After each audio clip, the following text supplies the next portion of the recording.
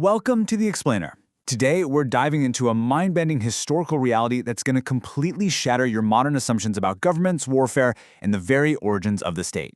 We often think the way the world works right now is how it's always worked, but the history we're exploring today proves that couldn't be further from the truth.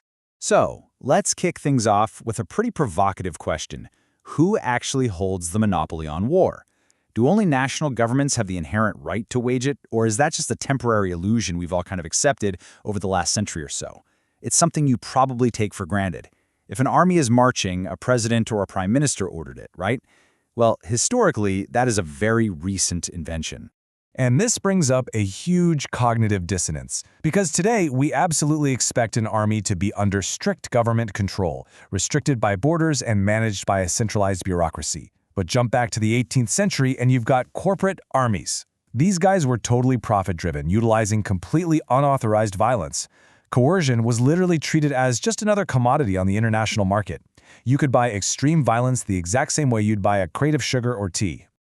All right, part 1, the corporate warlords. To really wrap our heads around this, we need to define the mercantile company. Basically, this was a state-granted monopoly on trade, financed entirely by private money. But here is the absolute kicker. It possessed immense military, judicial, and diplomatic sovereign powers. It was essentially a Frankenstein monster cooked up by European states. They wanted to expand their imperial reach, sure, but they definitely didn't want to empty their own public treasuries to do it. So they effectively outsourced their sovereignty to profit-seeking shareholders. Now just let this fraction sink in for a second. 1/12.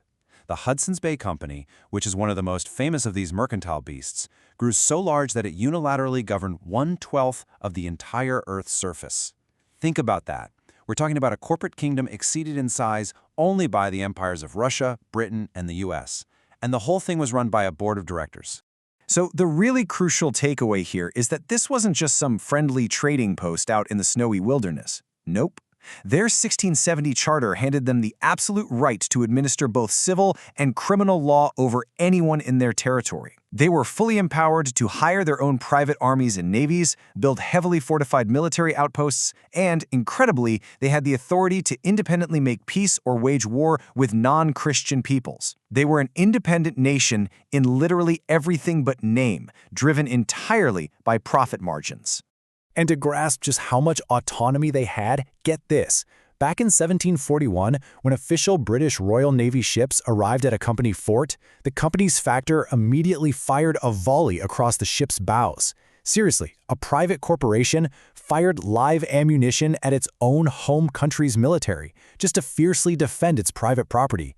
That perfectly captures the visceral, chaotic reality of how power worked back then. Which leads us to Section 2, Rogue Republics and Filibusters. So, we need to redefine a word you've probably heard a million times, the filibuster, and totally forget the modern political delay tactic. In the context of the 19th century Americas, a filibuster was an individual citizen who launched unauthorized, private military expeditions from U.S. soil against foreign states. Their goals? To seize land or literally establish their own independent dictatorial republics. We're talking about rogue citizens launching private wars against weaker neighboring countries. And this wasn't just some bizarre one-off anomaly either. It happened in rapid succession. In 1849, Narciso Lopez launches an expedition from the U.S. aiming right at Cuba. Fast forward to 1852, and a French filibuster named Rausse actually captures the Mexican city of Hermosillo. Then in 1855, an American, William Walker, successfully invades Nicaragua. This was a massive, systemic crisis of unauthorized, privatized violence sweeping across the Americas. So, who were the guys actually fighting in these private armies? Well, recruits for Narciso Lopez were described as the most desperate-looking creatures as ever were seen would murder a man for $10. These were absolutely not disciplined, uniformed soldiers. They were terrifying, citizen-led mercenary proxy armies motivated by nothing but plunder, land, and the promise of a quick buck, acting completely outside the bounds of international law. But here's the truly terrifying part. These rogue citizens didn't always fail. That guy, William Walker, he successfully established a brand new government in Nicaragua and ruled it as commander-in-chief for 18 whole months. Just think about that. An everyday American citizen raised a private army, sailed south, conquered an entire sovereign nation, and set himself up as a dictatorial warlord for a year and a half. The US government certainly didn't authorize it, but for 18 months they couldn't undo it either. Right now, you're probably wondering, well, why did the US government just put a stop to this? The thing is, locally, these filibusters were actually lionized as heroes by regular citizens who were swept up in the fever of expansionism.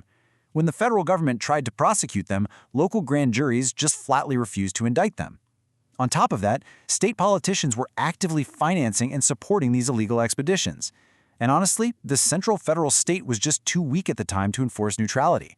They literally couldn't rein in the monsters they'd inadvertently allowed to grow within their own borders. Bringing us to our final chapter, Section 3, Taming the Non-State Monsters. We're basically watching a classic Frankenstein arc play out here. Step 1. States allow non-state violence to exist because it efficiently expands their own reach. Step 2. Those non-state proxies gain massive wealth and power, and then they go entirely rogue. And finally, Step 3, the state is forced to legally and physically destroy the very proxies they created just to ensure their own survival. To get the true monopoly on violence we expect today, the state had to take these guys out. So how did that actually happen? Well, for the corporate warlords, their taming looked kind of like a forced corporate merger. With the 1870 Deed of Surrender, the British state realized that to stop an expanding United States from swallowing Canada, they desperately needed absolute state sovereignty up there. So Britain forced the mighty Hudson's Bay Company to relinquish its vast administrative and sovereign rights to Canada for £300,000. It wasn't crushed in a glorious battle, it was simply bought out and defanged by a state that suddenly really needed secure borders. Meanwhile, dealing with the filibusters required a much more systemic and violent shift. The demise of the filibuster was really only possible because of the immense bureaucratic and military centralization of the U.S. government after the Civil War. Before the war, the federal government was weak, but afterward, the U.S. suddenly possessed this incredibly centralized, powerful federal military apparatus. They finally had the actual physical capability to control their borders, police their own citizens, and forcefully crush any rogue individual trying to kick off a private war. So the ultimate takeaway from all this is a massive historical shift. States abandoned those chaotic, coercive proxy solutions in favor of a strictly defined, highly legalistic national monopoly on violence. And that's the key. This monopoly wasn't organic, and it definitely wasn't natural. It was forcibly constructed. It was built up through strict legal suppression and criminalization, driven entirely by a changing international system that suddenly demanded very clear lines of authority and absolute territorial control. I really hope this explainer has completely shifted how you view government authority and the structure of the modern world. Because I want to leave you with one final, kind of unsettling thought to take away from this. Is the state's strict monopoly on violence a permanent reality, or is it just a temporary historical phase? I mean, if corporate warlords ruled just over a century ago and rogue citizens could literally conquer nations, what's to stop them from rising again? Thanks for hanging out and keep questioning the history you've been taught.